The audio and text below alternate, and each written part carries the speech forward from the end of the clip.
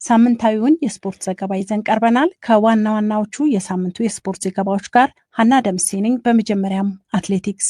በሁለቱም ጾታ ኢትዮጵያውያን አትሌቶች ሁለተኛና ሶስተኛ ሆነው በወጡበት ትላንት በተካሄደው የሮተርዳም የዓለም አትሌቲክስ የወርቅ ሌብል ጎዳና ላይ ውድድር ኬንያውያን አትሌቶች አሸናፊ ሆነውበታል።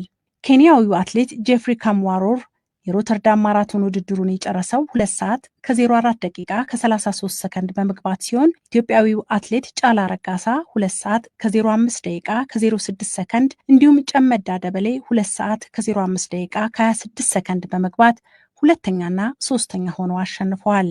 ከሁለተኛ እስከ አራተኛ ያለውን ርቀት ኢትዮጵያውያን አትሌቶች ተከታትለው በያዙበት በሴቶች ተመሳሳይ ውድድር ኬንያዊቷ ጃክላይን ቼሮኖ 2 ሰዓት ከ21 ደቂቃ ከ14 ሰከንድ በሆነ ሰዓት በመግባት አሸናፊ ስትሆን አትሌት አሚናት መሐመድ 2 ሰዓት ከ22 ደቂቃ ከ14 ሰከንድ ሁለተኛ፣ አዝመራ ገብሩ 2 ሰዓት ከ22 ደቂቃ ከ15 ሰከንድ ሶስተኛ ሆና ውድድሯን አጠናቃለች። በተመሳሳይ አትሌቲክስ ዜና በፓሪስ በተካሄደው የዓለም ታላላቅ አትሌቲክስ ሌብል ውድድር ኢትዮጵያዊቷ አትሌት በዳቱ ሂርፓ አሸናፊ ሆናለች። በዳቱ ውድድሩን ያሸነፈችው 2 ሰዓት ከ20 ደቂቃ ከ45 ሰከንድ ነው። በውድድሩ ተፎካካሪ የሆነችው ሌላዋ ኢትዮጵያዊት ደራዲዳ በ5 ሰከንድ ተቀድማ ሁለተኛ ስትሆን ኬንያዊቷ አትሌት ሶስተኛ ሆና ውድድሯን አጠናቃለች። በሌላ የአትሌቲክስ ዜና ለመጀመሪያ ጊዜ በጃማይካ ኪንግስተን በተካሄደው ሰላም የትራክ ውድድር ኢትዮጵያውያን አትሌቶች አሸንፈዋል።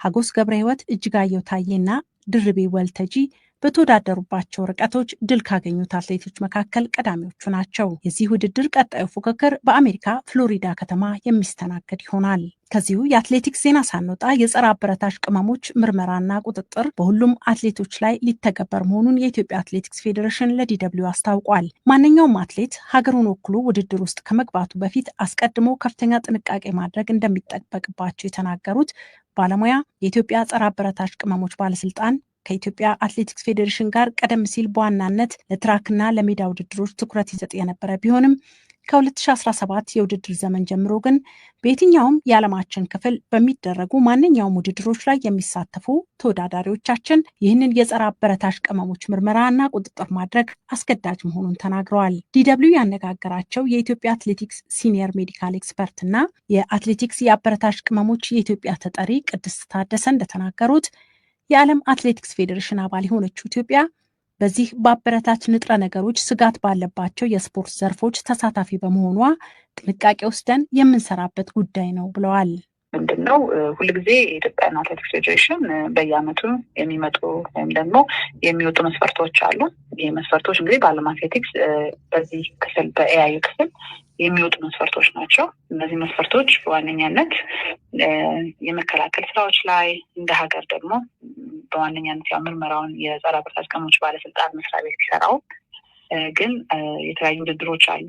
እስካሁን ያሳለፍናቸው ውድድሮች የዓለም አቀፍ ኢትዮጵያ የምትወዳደርባቸው ውድድሮች ያው የግል ውድድሮች እንዳሉ ሆነው ከዛ በተጨማሪ ደግሞ ሀገርን ወክለው ለሚወዳደሩ አትሌቶች ለምሳሌ በዓለም ሻምፒዮና ላይ፣ በኦሎምፒኮች ላይ የዓለም ሀገር አቋራጭ ውድድሮች ልክ እንደዚህ ሀገራት በሚሳተፉበት ውድድሮች ላይ የሚመጡ መስፈርቶች አሉ። የምርመራ መስፈርቶች አሉ፣ የትምህርትና ግንዛቤ መስፈርቶች አሉ፣ ከሱ ጋር ተያይዘው የሚመጡ መስፈርቶች አሉ እና ይህንን እንግዲህ በየዓመቱ ነው ኢትዮጵያ አትሌቲክስ ፌዴሬሽን እነዚህ መስፈርቶች እያሟላ እንግዲህ ውድድሮችን እየተሳተፈ የመጣው ማለት ነው። በተለይ ከ2016 ጀምሮ ከሪዮ ኦሎምፒክስ በኋላ ይሄ መስፈርት በቋሚነት በ3 ምድብ ነው የተከፈለው። ኢትዮጵያ እንደምናውቀው የካታጎሪ ኤ ሀገር ላይ ያለችው ሀገር ናት። ስለዚህ ለካታጎሪ ኤ የወጡ መስፈርቶች አሉ።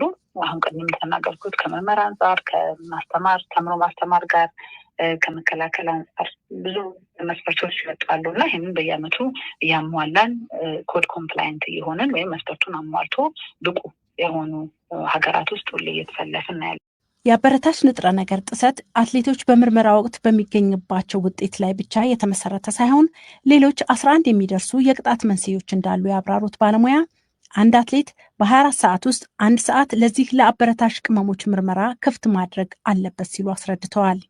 አጠቃላይ ማለት እንዳትቤት መገኛ አድራሻ ይሙላ ተብሎ ከተጻፈ ምንድነው ማለት በሌላ ቋንቋ 24 ሰዓት ውሎሽን ማሳወቅ ማለት ነው። ከዚህ ሰዓት ማድረበት ቦታ እዚህ ነው፣ ልምምዴ በየቀኑ ጧት እዚህ ነው የምንለማመደው፣ ስመለስ ይሄንን ነው የማደርገው። ከዛ ግን ምንድነው በ24 ሰዓት ውስጥ ግን አንዷን ሰዓት ግን ለምርመራ ብለሽ ታስቀምጫታለች። ይሄ 60 ሚኒት ታይም ስሎት የምንለው ማለት ነው። ለምሳሌ 24 ሰዓት እስከ ንጋቱ 11 ሰዓት እስከ ምሽቱ 5 ሰዓት ባለችው አንዷ ሰዓት ግን ለምርመራ ብቻ ብለሽ ታስቀምጪና በሞላሹ በገኛ አድራሻ ያችን አንድ ሰዓት ለምርመራ መጠበቂያ ሰዓት ማለት ግን ይሄ ማለት አትሌቱ በዛ ሰዓትም ሊመረመር ይችላል፣ በተገኘበትም ሊመረመር ይችላል። ለምሳሌ ከትሬኒንግ ሲመለስ ሊመረመር ይችላል፣ የትን ቦታ ግዴ ሊመረመር ይችላል። የትኛውም ሰዓት ላይ መመርመር ግዴታ አለበት። ግን ያችን አንድ ሰዓት ግን ማይገኝ ከሆነ ግን በመሰረቱ ሚስ ቴስት እንለዋለን። ምርመራ አምልጦታል ተብሎ በ12 ወር ውስጥ ጊዜ 3 ጊዜ ከተቆጠረበት ወይም መገኛ አድራሻ ሲሞላ በደንብ ካልሞላ ቤቱን በደንብ የሚያሳይ መግለጫ ነገሮች ካልሞላና ይሄ ነገር ተደጋጋሚ 3 ጊዜ ከተቆጠረ በ12 ወር ልዩነት ውስጥ ግን እስከ 2 ዓመት ድረስ ያስቀጣዋል። ስለዚህ ይሄም ራሱ ሌላውን የቻለ የጸረ አበረታች ቅመሞች ህግ ጥሰት ነው እና ልክ እንደዚህ ሲደመሩ ወደ 11 ህግ ጥሰቶች አሉ እና ምናልባት ለተመልካች ግንዛቤ ለመስጠት ህግ ጥሰት ማለት ናሙናው ብቻ። የ2017 የኢትዮጵያ ፕሪሚየር ሊግ 25ኛ ጨዋታ በሐዋሳ ዩኒቨርሲቲ ስታዲየም እየተካሄደ ነው። ትላንት ወልዋሎ አዲግራት ዩኒቨርሲቲ ከስዑል ሽረ ጋር ባደረገው ጨዋታ 1-1 ተለያይቶ ነጥብ ተጋርቶ ወጥቷል። ሀዲያ ሆሳዕና ከመቀለ ሰባ እንደርታ ጋር ባደረገው ጨዋታ ሀዲያ ሆሳዕና ከረፍት በፊትና ከረፍት በኋላ ባስቆጠሩ ጎሎች 2-0 አሸንፏል። የ2017 ፕሪሚየር ሊግ በሐዋሳ ዩኒቨርሲቲ ስታዲየም ቀጥሎ የሚውል ሲሆን ዛሬ ቅዱስ ጊዮርጊስ ከኢትዮጵያ ንግድ ባንክ ጋር ባደረገው ጨዋታ 1-0 ተሸንፏል። ሲዳማ ቡና ከባህር ዳር ከነማ፣ ማምሻውን ደግሞ ሐዋሳ ከነማ ከወላይታ ዲቻ እንደዚሁም ነገና ከነገ በስታ የፕሪሚየር ሊጉ የ25ኛ ሳምንት ቀሪ ጨዋታዎች ይካሄዳሉ።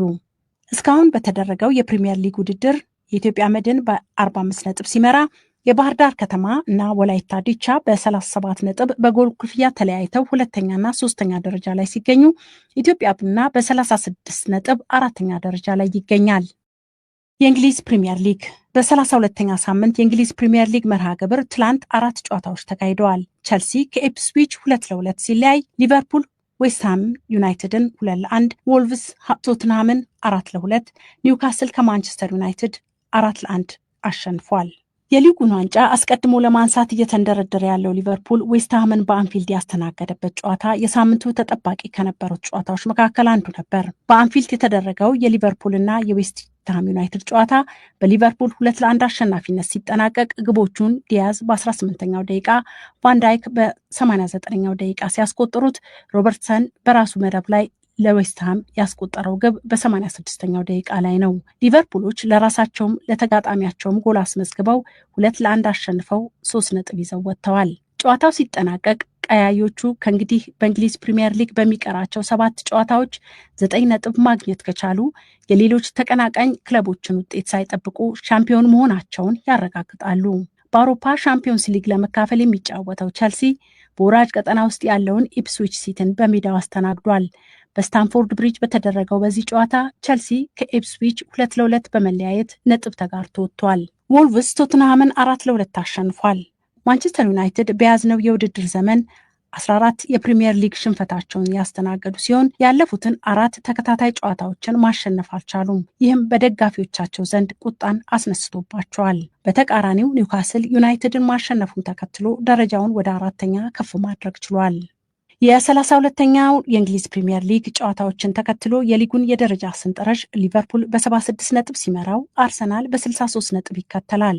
ኖቲንግሃም ፎረስት በ57 ነጥብ ሶስተኛ ሲሆን አንድ ተስተካካይ ጨዋታ የሚቀረው ኒውካስል በ56 ነጥብ አራተኛ፣ ማንቸስተር ሲቲ በ55 ነጥብ 5ኛ ደረጃ ላይ ይገኛሉ። የእንግሊዝ ፕሪሚየር ሊግ የወራጅ ቀጠናን ኢፕስዊች፣ ሌስተር ሲቲ እና ሳውዝሃምፕተን እንደየቅደም ተከተላቸው በ21 በ18 እና በ10 ነጥብ ይዘውታል። የጀርመን ቡንደስሊጋ በጀርመን ቡንደስሊጋ ቅዳሜ ዕለት በተካሄደው ጨዋታ ባየር ሊቨርኩሰን እና ኡኒየን በርሊን 0-0 ተለያይተው ነጥብ ተጋርተው ወጥተዋል። ትላንት ስቱትጋርት ቬደር ብሬመንን 2-1 ሲረታ ፍራንክፈርት ሃይዲንሃምን 3-0 አሸንፏል። 29ኛ ሳምንቱን በያዘው በጀርመን ቡንደስሊጋ የደረጃ ሰንጠረዥ ባየር ሙኒሽ በ69 ነጥብ ሲመራው፣ ባየር ሊቨርኩሰን በ63 ነጥብ ሁለተኛ ነው። ፍራንክፈርት በ51 ነጥብ ሶስተኛ በመሆኑ ይከተላል። የሳምንቱ ዋና ዋና የስፖርት ዘገባዎች እነኚሁ ነበሩ። መልካም